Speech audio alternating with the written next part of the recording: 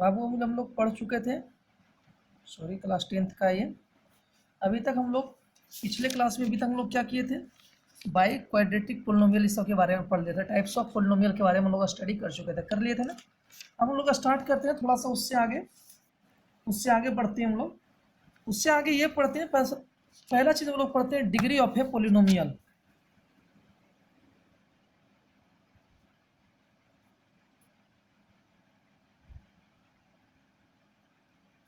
Degree of a polynomial, polynomial के degree के बारे में डिस्कस करेंगे। तो देखिए पोलिनोमियल के डिग्री के बारे में हम लोग दो टाइप से पढ़ते हैं बेटा। पहला चीज कि यदि नंबर ऑफ वेरिएबल एक रहे, if number of variable is one, यदि नंबर ऑफ वेरिएबल एक रहेगा तो डिग्री अलग तरीके से फाइंड आउट करेंगे।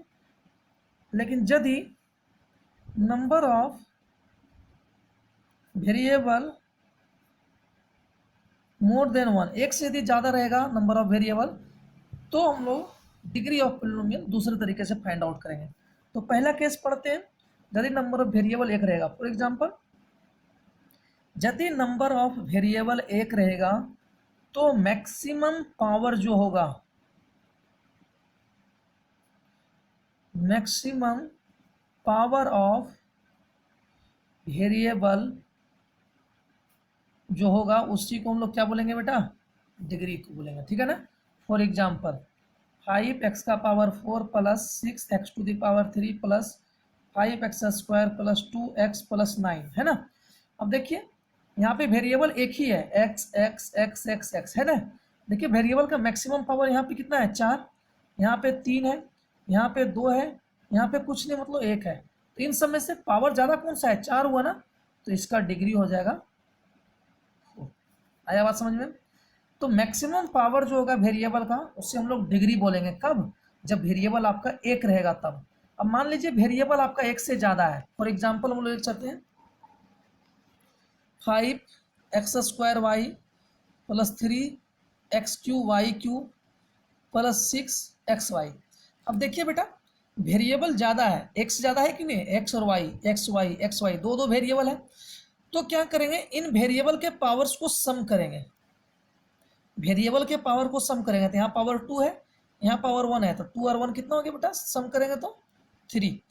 यहाँ देखिए वेरिएबल का पावर को सम कीजिएगा तो 3 प्लस 3 कितना हो गया, 6। यहाँ वेरिएबल के पावर को सम कीजिएगा तो 1 प्लस 1 कितना हो गया, 2। और देखिए मैक्सिमम पावर कहाँ पे है, सम करने के बाद 6 आया ना, तो इसका डिग्री हो जाएगा 6। समझ में आया कि नहीं आया।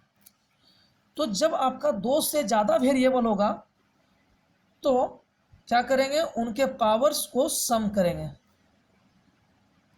सम of the powers of variables, ठीक है।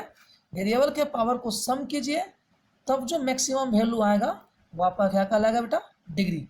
सेकेंड थिंग, जितना डिग्री होगा नंबर ऑफ जीरोज उतना ज़्यादा होगा। तो लिख सकते हैं हम लोग नंबर ऑफ जीरोज और roots is equal to number of zeros, और बोल सकते बेटा number of roots is equal to degree. जितना डिग्री उतना जीरोज, जितना डिग्री उतना रूट। यदि किसी पोलिनोमियल का डिग्री 4 है तो उसका रूट भी 4 निकलेगा। यदि किसी पोलिनोमियल का डिग्री 6 है तो उसका जीरोज भी 6 निकलेगा। क्लियर है बात मेरा। अब परेशानी ये होता है सर जीरोज क्या होता है, तो अगला टॉपिक वही है आपका, जीरोज ऑफ अ पोलिनोमियल।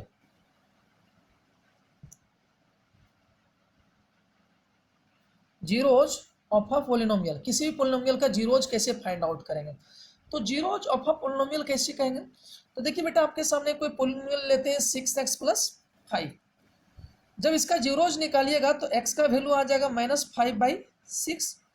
इसका मतलब क्या हुआ कि x का वैल्यू यदि हम -5/6 इस वाले पोलिनोमियल में पुट करेंगे, फिर सुनिएगा, x का वैल्यू -5/6 यदि इस वाले पोलिनोमियल में हम पुट करेंगे तो इस पोलिनोमियल का वैल्यू कितना आ जाएगा, 0।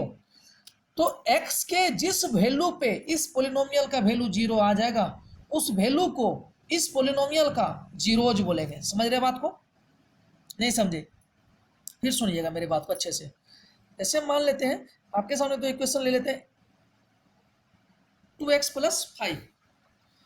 इस पोलिनोमियल का वैल्यू x के जिस वैल्यू पर आएगा, x से उस वैल्यू को इस पोलिनोमियल का जीरोज बोलेंगे। समझ में आया बात मेरा? x के जिस वैल्यू के लिए इस पोलिनोमियल का वैल्यू क्या आ जाए, जीरो, तो x का वैल्यू आप पुट कर देंगे बेटा -5/2, तो क्या हो जाएगा 2 × -5/2 + 5, 2 से 2 कैंसिल आउट, -5 + 5 कितना आ गया, जीरो आ गया कि नहीं आ गया? तो इस पोलिनोमियल का जीरो कब आया सर? इस पोलिनोमियल का वैल्यू जीरो तब आया जब हम x का वैल्यू -5/2 पुट किए। इस पोलिनोमियल का वैल्यू जीरो कब आया? जब इसमें हम x का वैल्यू -5/2 पुट किए। तो x के वैल्यू जब हम -5/2 लेते हैं तो इस पोलिनोमियल का वैल्यू क्या हो जाता है, जीरो हो जाता है। इसका मतलब x = -5/2 जो होगा वो इस पोलिनोमियल का एक जीरोज होगा, इस पोलिनोमियल का एक रूट होगा। क्लियर हो गया बात मेरा? So x = -5/2 is a root of 2x + 5। मतलब 2x + 5 एक पोलिनोमियल है जिसका रूट, जिसका जीरोज x = -5/2 है। इसका मतलब ये हुआ कि यदि हम x का वैल्यू -5/2 रखेंगे इस वाले पोलिनोमियल में तो इसका वैल्यू क्या आ जाएगा बेटा, जीरो। इसी को बोलते हैं जीरोज ऑफ अ पोलिनोमियल, और इसी का दूसरा नाम हो जाता है रूट ऑफ अ पोलिनोमियल। किसी भी पोलिनोमियल का रूट या किसी भी पोलिनोमियल का जीरो। तो जितना डिग्री होगा उतना रूट होगा। क्लियर हो गया बात मेरा? नंबर ऑफ डिग्रीज जितना ज्यादा होगा, डिग्री यदि 2 है तो रूट भी 2 निकलेगा, जीरोज भी 2 निकलेगा। समझ रहे बात को? यदि डिग्री 3 है तो उसका जीरोज भी 3 निकलेगा। यदि डिग्री 4 है तो जीरोज भी 4 निकलेगा। जैसे हम एक एग्जांपल लेते हैं 2x² + 4x + 6। यहाँ पे डिग्री देखिए कितना बेटा आपका, सर डिग्री यहाँ पे 2 है ना? जब डिग्री 2 है तो यहाँ पे x का 2 वैल्यू निकलेगा, पहला वैल्यू दूसरा वैल्यू, है ना? जितना डिग्री उतना वैल्यू, और उन्हीं वैल्यू को हम लोग बोलते हैं रूट्स। क्या बोलते हैं, रूट्स या जीरोज। तो x का यहाँ पे 2 जीरोज निकलेगा, पहला जीरोज दूसरा जीरोज। x का 2 रूट निकलेगा, पहला रूट दूसरा रूट। समझ रहे बात को? तो जितना डिग्री उतना रूट। यदि डिग्री 3 रहेगा तो 3x का पावर 3 + 4x² + 6x + 9। यहाँ देखिए डिग्री कितना है, 3 है ना? तो x का 3 वैल्यू निकलेगा, पहला दूसरा तीसरा। तो x का 3 वैल्यू निकलेगा, इसका मतलब 3 जीरोज होगा। इसका ये मतलब हुआ कि x का 3 वैल्यू ऐसा होगा कि इसमें रखेगा तो उसका वैल्यू क्या आ जाए, जीरो। इसको भी रखिएगा तब भी जीरो आ जाएगा, इसको भी रखिएगा तब भी जीरो आ जाएगा, इसको भी रखिएगा तब भी इसका वैल्यू जीरो आ जाएगा। समझ रहे बात को? तो जितना डिग्री उतना जीरोज, या जितना डिग्री उतना रूट्स। जीरोज बोल लो या रूट्स बोल लो, दोनों का सेम मीनिंग है इस वाले टॉपिक में। क्लियर हो गया यहाँ तक? कोई दिक्कत? अब देखिए थोड़ा डिस्कस करते हैं हम लोग बेटा लीनियर पॉलिनोमियल के बारे में। पीछे बता चुके हैं लेकिन फिर भी थोड़ा देख लीजिएगा। सर लीनियर पॉलिनोमियल का मतलब क्या बताए थे हम, कि वैसा पॉलिनोमियल जिसका वेरिएबल का पावर कितना हो, 1 हो, तो उसे हम लोग क्या बोलते हैं, लीनियर पॉलिनोमियल। वैसा पॉलिनोमियल जिसमें वेरिएबल का मैक्सिमम पावर कितना बेटा, 1 हो, तो उसे हम लोग क्या बोलते हैं, लीनियर पॉलिनोमियल। इसका जो स्टैंडर्ड फॉर्म होता है वो होता है ax + b where a not equal to 0। Standard form क्या होता है, ax + b where a not equal to 0। यदि a का वैल्यू 0 हो जाएगा ना तो इसे हम लोग कहेंगे constant polynomial. Types of polynomial नहीं पढ़ा रहे, सिर्फ याद रखिएगा a का वैल्यू 0 नहीं होना चाहिए, क्योंकि यदि बेटा a का वैल्यू 0 हो जाएगा तो ये 0 हो गया, ये 0 हो गया तो ये सिर्फ कांस्टेंट टर्म बचेगा, और जब कांस्टेंट टर्म बचेगा तो उसका नाम हो जाता है कांस्टेंट पॉलिनोमियल। समझ रहे बात को? हम लोग को जो पढ़ना है वो पढ़ना है क्वाड्रेटिक पॉलिनोमियल के बारे में। तो क्वाड्रेटिक पॉलिनोमियल का जो जनरल फॉर्म होता है बेटा वो होता है ax² + bx + c। ax² + bx + c, याद रखिएगा ax² + bx + c। क्लियर हो गया बात मेरा? वेयर a का वैल्यू कभी भी 0 नहीं होगा। यदि a का वैल्यू 0 हो जाएगा तो ये टर्म 0 हो गया, तो क्या बचेगा मेरे पास, सिर्फ bx + c।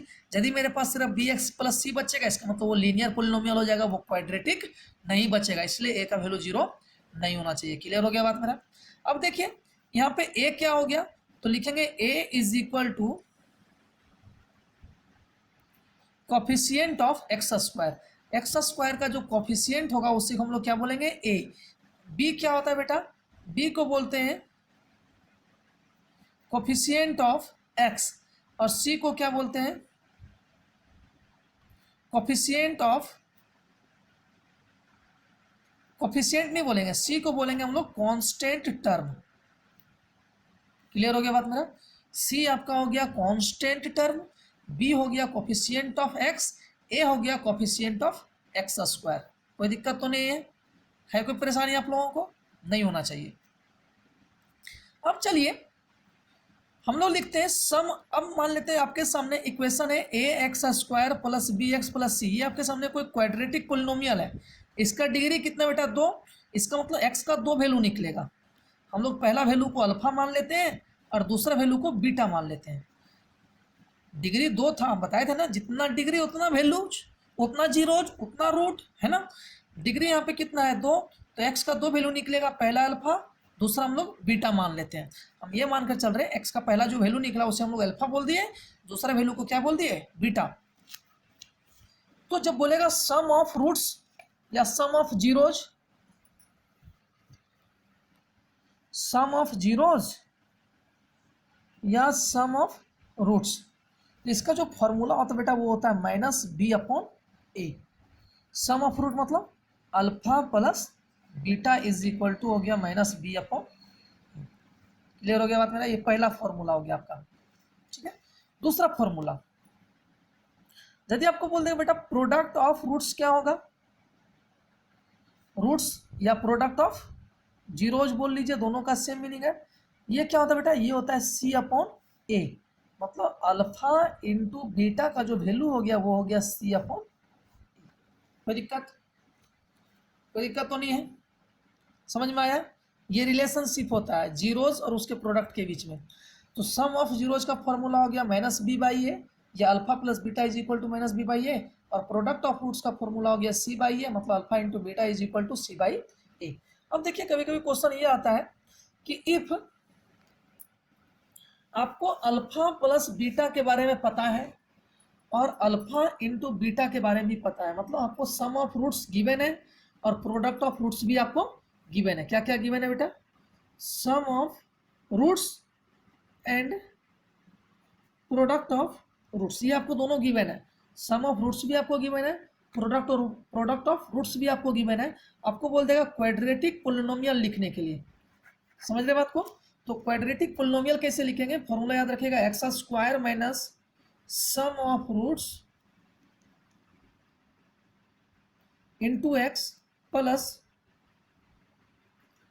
Product of roots. समझ में आया बात मेरा, X square minus sum of root into X plus product of roots, मतलब X square minus alpha plus beta into X plus product of root, मतलब अल्फा इंटू बीटा। कब ये formula तब अप्लाई करेंगे जब क्वेश्चन में आपको सम ऑफ रूट्स पता हो, प्रोडक्ट ऑफ रूट्स पता हो। आपको क्वेश्चन में बोलेगा क्वाड्रेटिक पोलिनोमियल लिखने के लिए, तो सीधा इस वाले फॉर्मूला का हम लोग यूज कर लेंगे, ठीक है। अब बेटा हम लोग स्टार्ट करेंगे सॉल्व्ड एग्जाम्पल, वो लोग अगले क्लास में करते हैं, अभी वीडियो बनाते हैं आपका, ठीक है।